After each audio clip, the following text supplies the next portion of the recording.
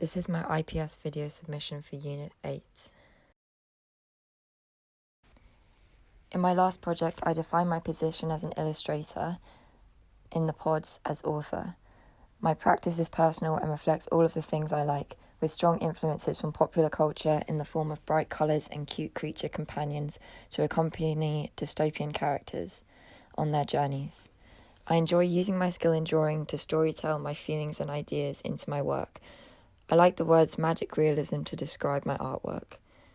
My influences come from all of the books, media, and I like the fantastical worlds of anime and the texture and effects in stop-motion animation studios such as Cartoon Salon.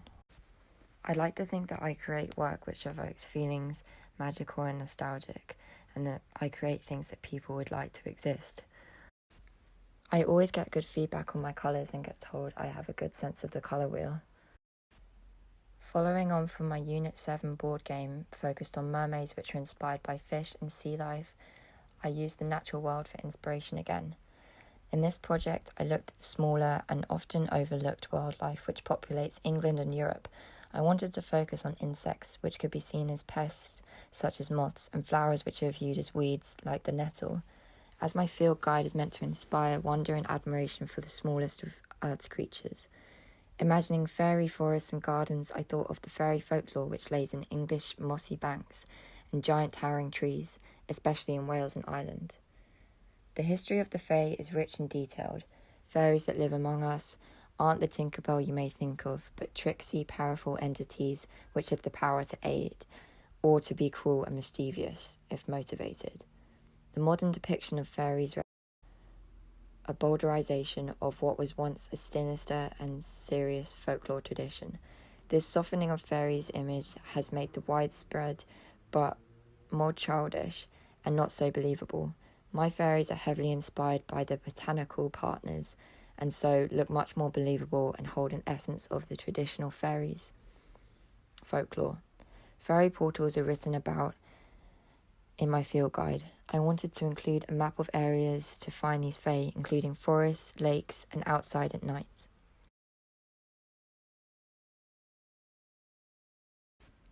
I took out some books from the library, including a field guide on beetles and a field guide on British wildlife and flowers.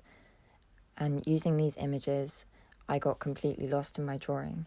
I started with the mantis girl and closely studied a mantis's anatomy to change it into the female form. I used myself as a reference because I couldn't find a position that was perfect, and I'm really pleased with how she came out. I thought about big fantasy movies like Lord of the Rings, but what really resonated with me was the Spider-It Chronicles, which I loved as a child.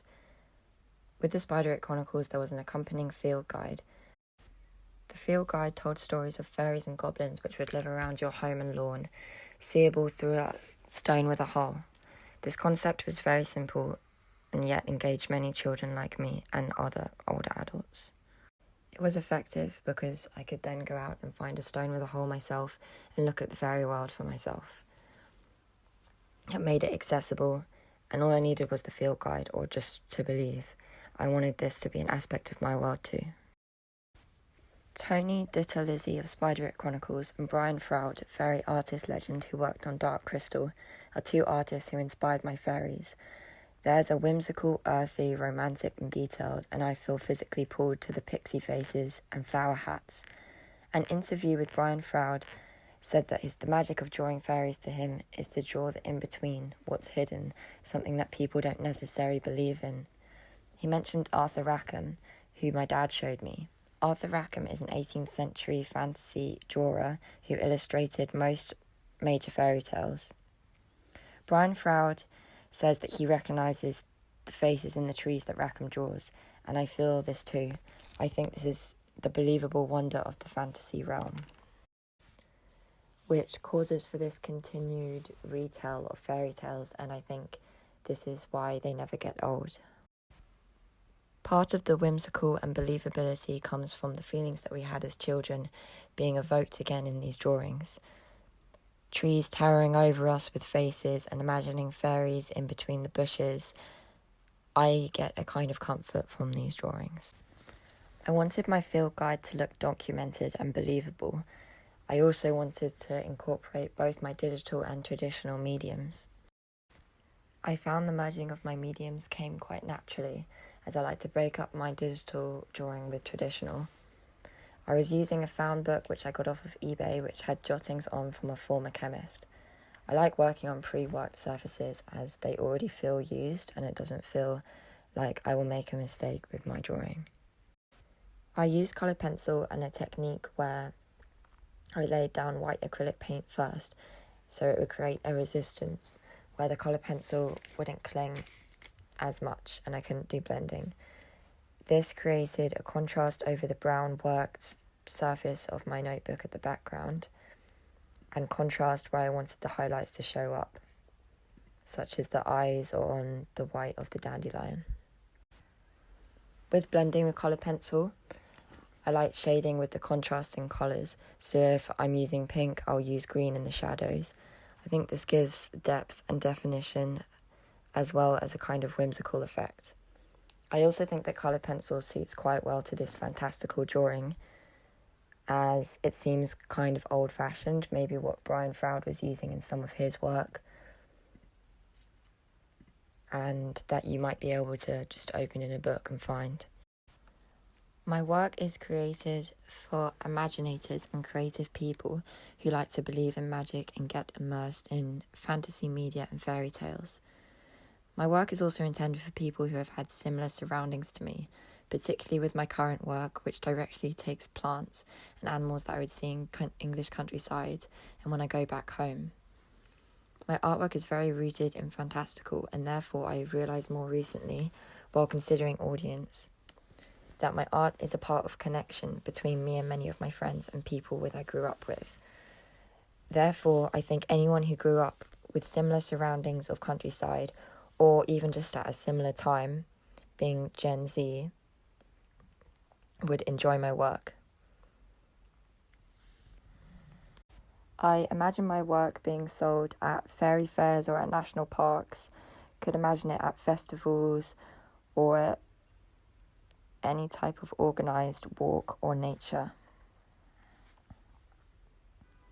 I think people who enjoy doing footpath walks and exploring would like my field guide, as I imagine it being brought outside and used to inspire and imagine what could be out there. My target audience is young adults in the UK and Europe who would take out this book with spaces for their own methods of documentation for sticking in found plant cuttings or drawing own encounters. I could also imagine children enjoying the book and would love to take out a group of school children, for example, and see what they find in the forest, as children's imagination would bring my fairies to life. Over summer and in my DPS year, I want to finish this field guide and focus on making other products, such as more stickers, zines, and I'd also like to develop on 3D methods, using Blender and then hopefully to create 3D models. I can imagine making blind boxes of my fairies, for example, a Forest Fairy blind box series where it's a surprise to what fairy you will open it to. Overall, this unit has really aided me in my confidence with my artwork and being able to sell products, and I will take this forward into my future work.